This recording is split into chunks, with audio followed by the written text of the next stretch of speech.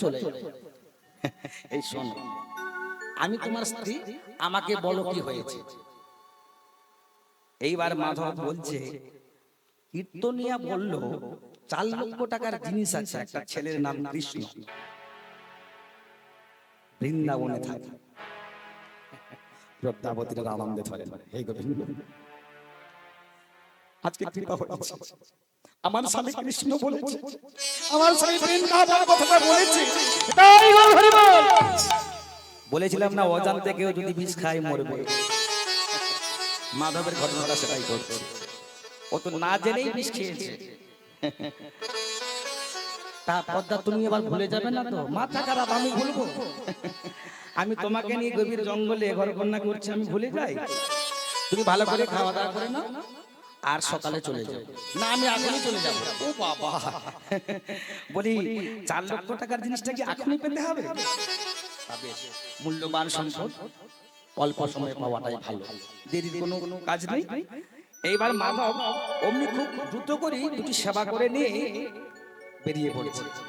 আর যাবার পথে জিজ্ঞাসা করছে পদ্মাবতীকে, তাহলে বলে দাও তো, আমি তো তোমাকে বললাম তো সব ভুলেই গেলাম।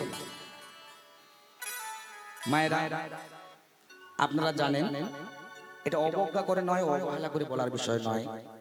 নারী হলো গুরু। যিনি নারীকে অবজ্ঞা করেন, যিনি নারীকে অবহেলা করেন, যিনি নারীকে নিয়ে অন্যরকম ছিনিমিনি খেলা খেলেন, এমন হেন পুরুষ এই পৃথিবীতে থাকার চেয়ে না থাকা ভালো। এটাই বলবো।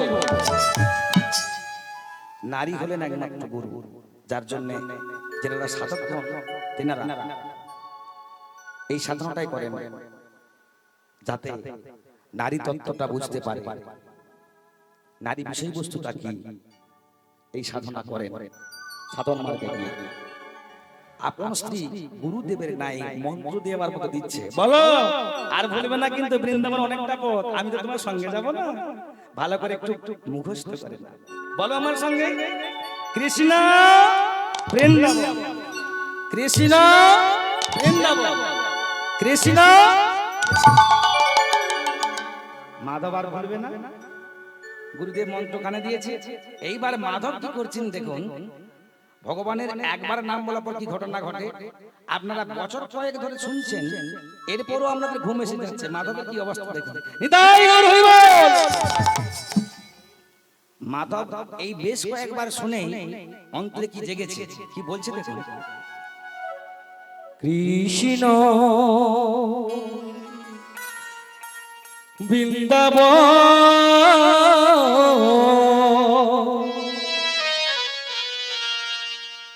কৃষ্ণ বৃন্দাবন,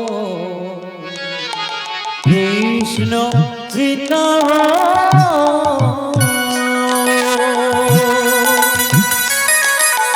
কৃষ্ণ বৃন্দাবন,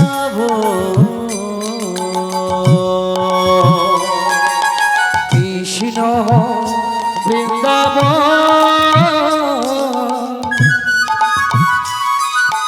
কৃষ্ণ বৃন্দাবন, কৃষ্ণ বৃন্দাবন,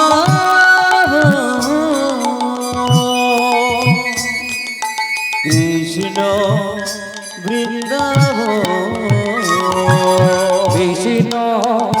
বৃন্দাবন, কৃষ্ণ বৃন্দাবন, কৃষ্ণ বৃন্দাবন,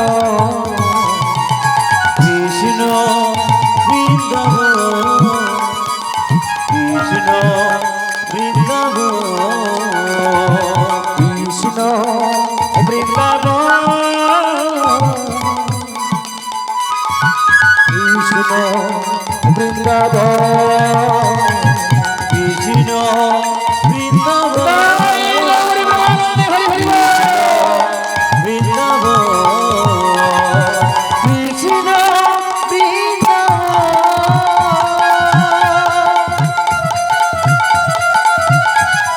কৃষ্ণ বৃন্দাবন,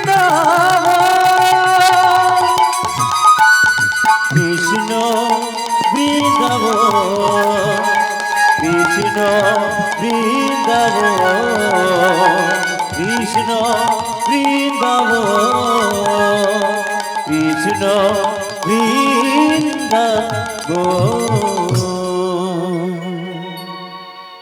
একটা ডাকাত যে কোনো ভুল বশত একটা ভুল পথে চলে যাচ্ছে নাকি না ঠিক পথে যাচ্ছে? কি বলেন? নিতাই গৌর হরি বল। ঠিক পথে যাচ্ছে না? তাহলে আমরা কি ভুল পথে বসে থাকবো? ডাকাত মাধব বৃন্দাবন যাচ্ছে, আমরা কি এখানে বসে থাকবো? কি আমাদের যেতে ইচ্ছে করে না? দেখি ডাকাতের পিছু নিয়ে যদি কিছু পাই, চলুন আমরা সবাই যাই বৃন্দাবনের দিকে, তাই না?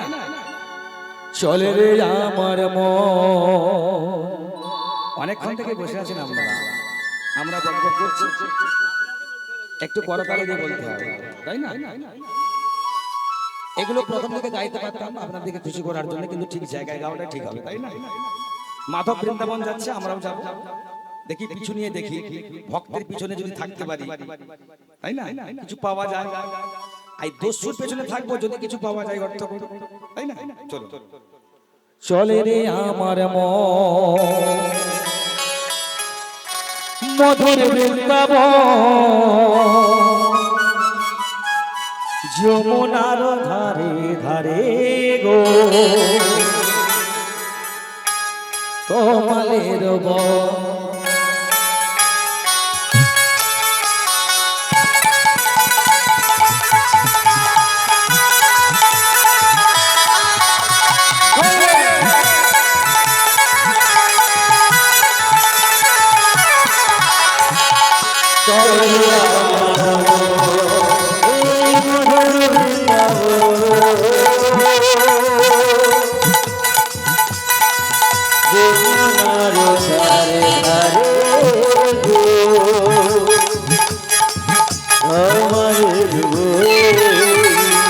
চলে রে আমার মধুর বৃন্দাবন